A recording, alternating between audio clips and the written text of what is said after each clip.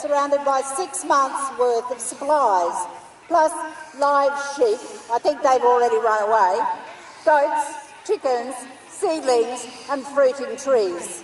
Everything you could need to set up a thriving convict settlement.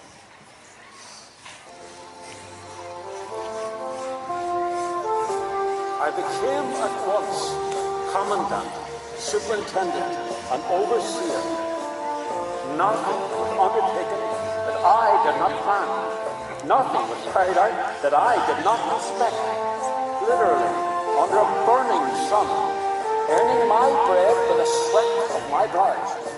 I passed toilsome and miserable days, anxious nights, and underwent privations, difficulties, and hardships greater than any I've been called upon to sustain during years of actual service. Lieutenant Henry Miller, December 1824. Oh, great joy. On the 21st of September, Mary Thompson, wife of Soldier Corporal Thompson, safely delivered a daughter named Amity Morton. Work at the settlement proceeded slowly. Vegetable gardens were planted, as you can see, and work commenced on the Commandant's house, which proved a problem. Have a look at those poor convicts soaring, because the house had arrived in prefabricated form, but parts were missing. Sound like today? And sawyers among the convicts were required to spend considerable time felling blue gum and cutting them into weatherboards, scantlings and rafters before the house could be completed. Some of the convicts looked after the fire and made sure that it was going at all times. There were trials and tribulations for Miller. The 8 or 10 store sheep they brought with them had wandered off and were not retrieved. The vegetable seedlings, including cabbage, lettuce, turnips, French beans and pumpkin, which were planted and regularly watered, failed to thrive due to lack of manure and lack of fertility in the light sandy soil.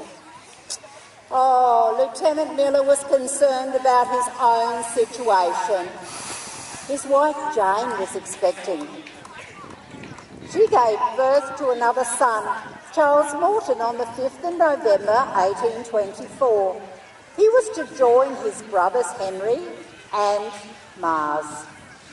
The babies thrived despite the primitive conditions in which they spent the first weeks and the restricted diet imposed on the group. Let's see Lieutenant Miller and his little family. Lieutenant Miller, would you and your family like to step forward? There we are, the new baby.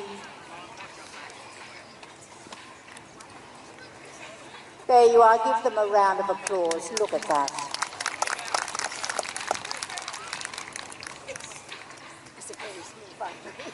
The monotony of the day-to-day settlement was broken by the arrival of the brig Amity. She was returning for the first time since they had been landed 6 weeks before. On Saturday, 20th of November, a landing craft brought with it Surveyor General John Oxley and none other than the Governor, Sir Thomas Brisbane. Among the Governor's party were Mr. Francis Stephen, Clerk of the Council, Captain John MacArthur Jr. and Mr. Francis Forbes, the Chief Justice. We imagined that Lieutenant Miller would have welcomed Sir Thomas and Mr. Oxley, as it was an unexpected surprise that they would arrive.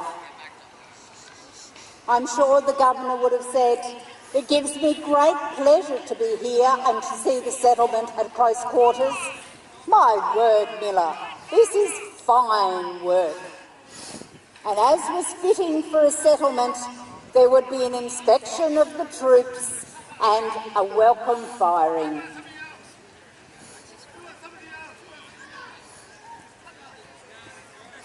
I think the convicts and the families would be watching this special welcome. Convicts, take a break.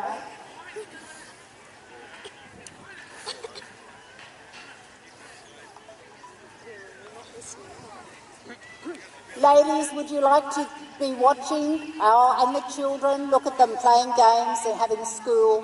You like to watch this special firing, and welcome to Sir Thomas Brisbane.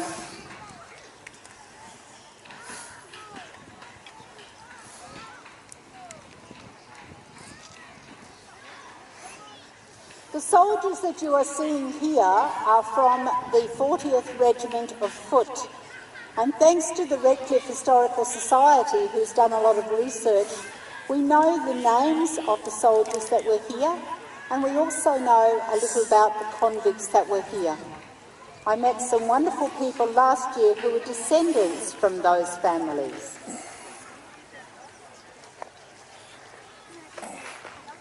What you'll be seeing is powder being loaded down the barrel of the gun. It's a flintlock. The long post that you can see pushes the powder down the barrel.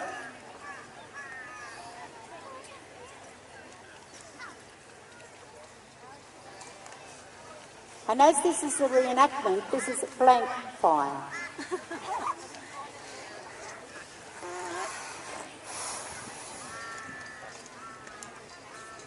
They're getting their position, make sure that they fire in the right direction.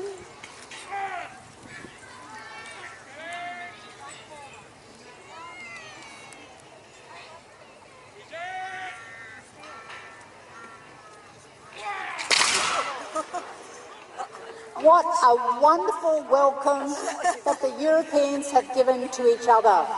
I wonder what the Aboriginal people made of that.